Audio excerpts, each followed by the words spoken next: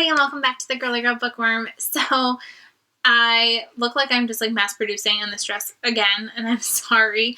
I just finally have the energy today, so I am trying to bang out as many videos as I possibly can. I'm going to try to hold the restraint and not post all of them at the same time. I feel like something that I've been regretting lately is the fact that I have not been as consistent, but granted, if you've been watching my vlogs, you know that I just have not been feeling that great. I'm 37 weeks pregnant today, and I've hit a point in my pregnancy where I'm just dead all day, like every day. And I have like bursts of energy like towards the end of the day, but maybe not in the middle of the day and maybe not in the morning. So I'm just trying to get things done while I still can. I decided that I wanted to do a last 5 reads because I feel like I'm getting to the point too where I'm slowing down with my reading. So to wait 10 books would mean we would be waiting forever for a video. And then I feel like also I'm starting to get to the point where it's hard for me to keep stories straight for 10 books too, because that's a lot to remember. So I decided that I wanted to kind of go back to my last 5 reads. I hope that you guys are okay with that. But yeah, so let's just get started.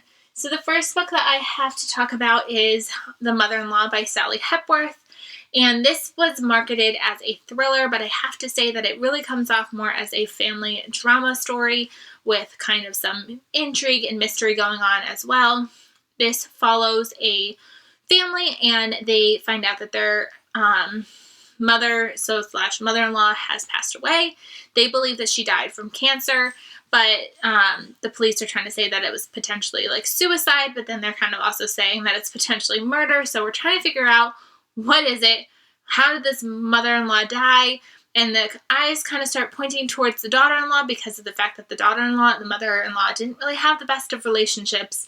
And we are following like alternating perspectives of the mother-in-law. We're following perspectives from the daughter-in-law from the past, and we're also following the daughter-in-law in the present time. So we're trying to piece all this together to figure out what's going on in this family and what happened to this mother-in-law. So overall, I thought it was pretty good. I gave it 4 stars. I have to say, you have to go into it knowing it's not going to be a thriller. I am kind of tired of people throwing, not people, but like publishers and things like that, throwing the word thriller at everything. And just because it has a mystery in it doesn't necessarily make it a thriller in my eyes. Thriller makes me think of like twists and turns at every corner, and you're just like gripped and you're like at the edge of your seat and you don't know what's going to happen. And that's not what this was. This was just a figuring out what was going on and piecing things together, and it definitely had a mystery, but it wasn't the whole purpose, if that makes sense. So I definitely enjoyed it, but I also, of course the dog wants to bark now. But I also know why I enjoyed it, because I went into it already knowing that it was going to be a thriller, because I had heard it from somebody else that it wasn't. If I went into this expecting a thriller and didn't get a thriller, I probably would have given it like 3 stars. But because I knew it wasn't, I was able to give it 4 stars, and I enjoyed it. Then I decided to pick up Our House by Louise Candish. I had been really interested in this book in general, and then Shelby from Shelby Taggart, she read it and reviewed it and loved it, so I was like, I need to read this now because I really want to love it too. And unfortunately, I actually did not love it. I gave this about 3 stars. This is another one that is a family drama. There's obviously some twists and turns, but it wasn't necessarily like gripping enough. It's 400 pages, way too long. This follows a woman, and she goes to her house one day, and all of a sudden people are moving into her house and all of her stuff is gone, and she needs to figure out what happened. Her sons are missing. Her ex-husband is like not answering his phone. They don't know what's going on. The people in the house are like, well, we bought this house fair and square. She wants to know what's going on. And we end up following a perspective of the current timeline of what's he doing, what's she doing, when they discover that the house is no longer their house. And it's also following a podcast of the woman kind of sharing her story as a victim of like house fraud. And then it's also following a kind of like suicide note from the husband. So it has lots of different perspectives. So like 4 altogether, 2, but they're like 2 from the husband and 2 from the wife. It just depends on how the information is being portrayed. I found it to be okay. I gave it 3 stars. I didn't necessarily love it. I felt like it was very, very repetitive for 400 pages. Again, like there were times, there's big, huge chunks of time where I just felt like, okay, we haven't learned anything new. This is just repeating everything that I've already known. The ending left me with, I feel like some people would love this ending and other people would not. After 400 pages, this ending was not satisfying to me at all. I felt like I wanted an epilogue, or I felt like I needed something. The way it ended was just like, what? So it was okay. I didn't love it. I gave it 3 stars. Again, kind of going with this again.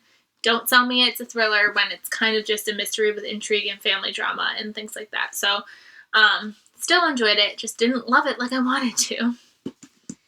Then I decided, I was like, I need to read something I'm going to love. And so I decided to try The Southern Side of Paradise by Christy Woodson Harvey. This is the 3rd and final book in the Peachtree Bluff trilogy. I will get it right one of these days. This is the 3rd and final book in this trilogy. And I was like, well, let's see. The first book I gave like 4 stars. The second book I gave 5 stars. Like, this one's going to be a 5-star read too. And I gave it 4 stars. I found it, again, to be an okay ending to a story. I really liked it, but there was nothing that was gravitating me to that love factor.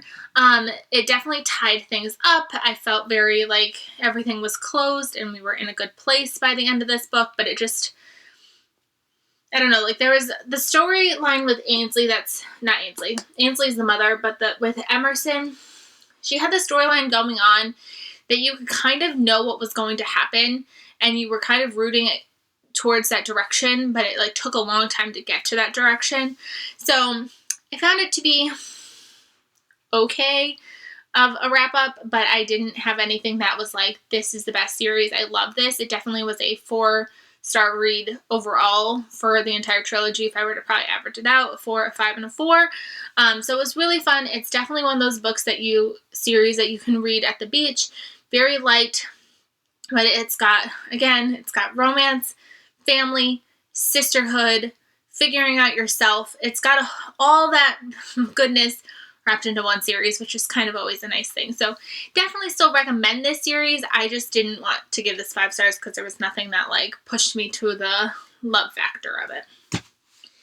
Then, you've probably seen my review at this point, but I somehow magically got surprised with the e-arc for Big Lies in a Small Town by Diane Chamberlain. I did not request this, but it got sent to me from St. Martin's Press and NetGalley, so thank you so much again for that. I was like in such a bad place where I was like, I'm reading books that I like, I'm just not reading anything that I love. And then magically this showed up and I was like, thank God, like somebody was listening. And I flew through that book. I read it in one day. 5 stars. It's about a woman. It's actually 2 women, 2 dual timelines, where one is in 1940 and one is in 2018. Definitely, I'm not going to go all into it again. I will link my review down below. Definitely go check it out. It's definitely a book that you're going to want to put on your to-read list if you like historical fiction with a present, like, connection. It comes out in January of 2020. So like I said, definitely go check it out. I will put it in my review down below. It was fantastic and I loved it. So 5 stars for Diane. Then I went back downhill again with book number 5, and that is Kilman Creek by Rachel Kane.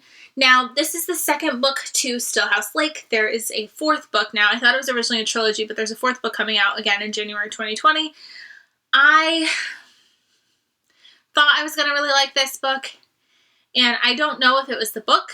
If it was me, I was hitting a point where I just was really exhausted. I started this Thursday night after I finished Diane Chamberlain's book. I think I got to like page 30 or 40 or something like that on Thursday, and then Friday I think I read nothing, and Saturday I think I read, Friday I think I read like 20 pages, and Saturday I read nothing or something like that, and then I powered through the rest of it on Sunday. So I don't know, was it me? Was it the book? Was it because I was busy? Was it because I didn't feel good? Was it, what was it? But I didn't necessarily love it. It felt like I dragged it out. And granted, like I said, I only read 60 pages before just powering through it Sunday, but it was even hard to get through it on Sunday. I was trying to read it and then I fell asleep, and then I finally like woke up and then I tried to read it again. So like it took me a while to get through it. I gave it 4 stars still because by the end I was kind of gripped to it, but I don't know how it's going to translate as a series because book 1 and 2 definitely go together. But then when I was reading the synopsis for book 3, it almost seems like a completely different direction, which I don't know if I necessarily appreciate or not. So if you've read the series, let me know down below. But unfortunately, this one didn't live up as much as Stillhouse Lake did. Stillhouse Lake I gave 5 stars, so I was expecting to love this one. I probably should have given this one like 3 stars, but I feel like I'm giving it the benefit of the doubt that it was potentially just me, and I gave it the 4th star. So those are my last 5 reads for you. This is my last week of summer, if I can believe it or not. I am currently reading A Home for Unwanted Girls because I posted a poll on my Instagram between that one and a Fiona Davis book called The Masterpiece, and the Home for Unwanted Girls one. So that one is definitely, I'm enjoying it so far. I'm 100 pages in, and I can't wait to get back to it. I will definitely be having a book haul soon because I have one more pre-order coming tomorrow, and then I could have a little mini book haul. It's not a huge book haul by any means this month, but a book haul nonetheless. So I hope you guys enjoyed my last 5 reads. If you want to let me know about any of these books, let me know down below, and I will see you guys really soon. Bye, everybody.